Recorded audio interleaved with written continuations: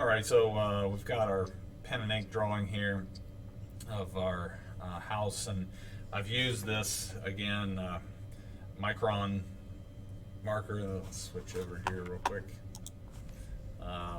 That is waterproof. It's archival ink, so it's not shouldn't fade unless we put it on really direct sunlight. And so I had kind of finished that, and I've got some still pictures I showed you before that kind of show a little bit of the process. But all I'm kind of doing here, and let me zoom in, is it's just kind of scribbling in the right place. So I'm just kind of thinking about texture of this tree, and I do have a dark to light side, so I maybe make the texture just kind of get a little bit lighter, and maybe there's some grooves, so I make a little darker line here because this kind of rounds out here, and I'm just gonna kind of progress all the way down, doing and you can kind of see how that's kind of played out when it's done completely out here. So then let's say I'll finish that a little bit later on. But what we want to do is take our kneadable eraser and any kind of pencil lines that we have left.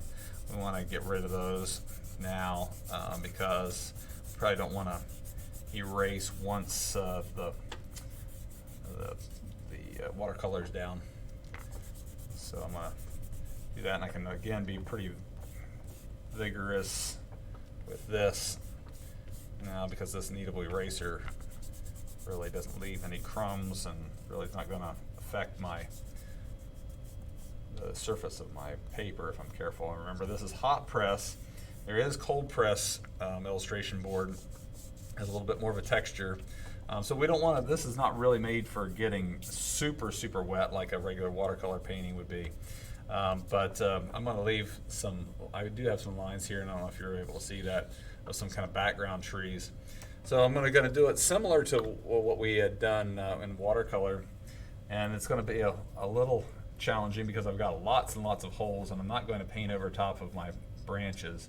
So I'm going to take some time here, and I'm going to wet the paper just a little bit. And like I said, it's not going to accept a bunch of water like regular watercolor does, but I might be able to get a couple of little sections in here. But again, where I want the paint to go, that's where I'm going to paint the water. So I can kind of go over top of these little branches, because this is going to be a really light blue I'm going to put in here. So I wish I had a cerulean blue for you, but I really don't. So a little bit of ultramarine blue. Let's get that turned around so you can see them. A little ultramarine and a little bit of phthalo, kind of lightens it up a little bit like a cerulean. And I want this to be pretty light. So if I'm painting on dry paper, though, I'm going to get some brush strokes. So that's really darker than I would like. So while it's still wet, I can clean out my brush a bit, dry it off here, and suck up some of that paint. And I'm stopping here short because that's going to be some background trees.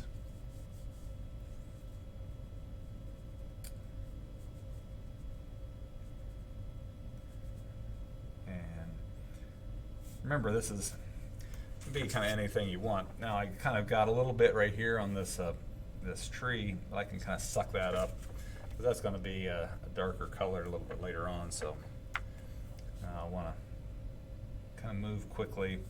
May not have to wet the paper, but if you don't, you're going to have to move super fast to avoid brush strokes, because I don't really want brush stroke.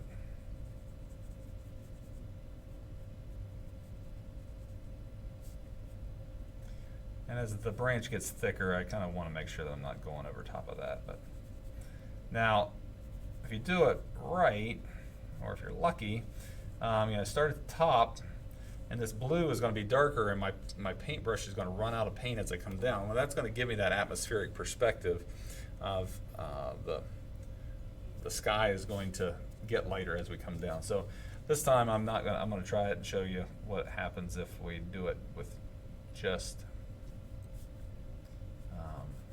painting on dry paper. Again, if I'm moving reasonably quick. Now the challenge is going to be to get these blues all the same color and all the same value. So already I can see that this one is darker. You can kind of come in here with a clean brush and kind of maybe lift out some of that color. So I'm trying to match these. And so in order to match them too, you're going to want to make sure that the amount of wetness is going to be the same, because that was pretty wet because when I was working on it, but this is pretty dry. So I'll kind of work my way around here. And because I've got all these trees, now yours may be way easier because you may have a sky that's really unencumbered by other stuff here to go around.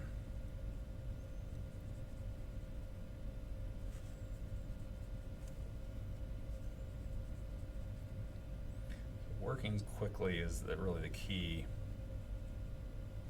and not getting too crazy with the color.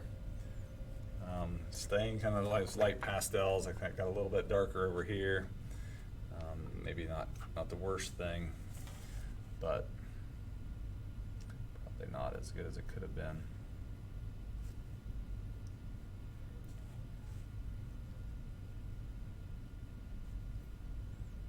So you may have to go a little bit slower because you may not have a great command of the brush. Definitely holding the brush up nice and straight when I want to get in those cracks, crevices, Thomas English muffin cracks and crevices. And I did kind of the cardinal sin here. I ran out of paint. Now to get that same color might be a little bit challenge. Add a lot of water, make sure it's pretty watered down, and worked it into my brush too.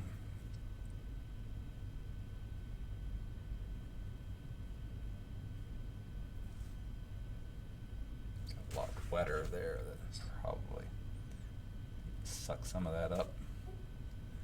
I keep going back over here and drying off my brush because I definitely don't want puddles. This paper is not going to be able to handle puddles either. So let's go over on this side.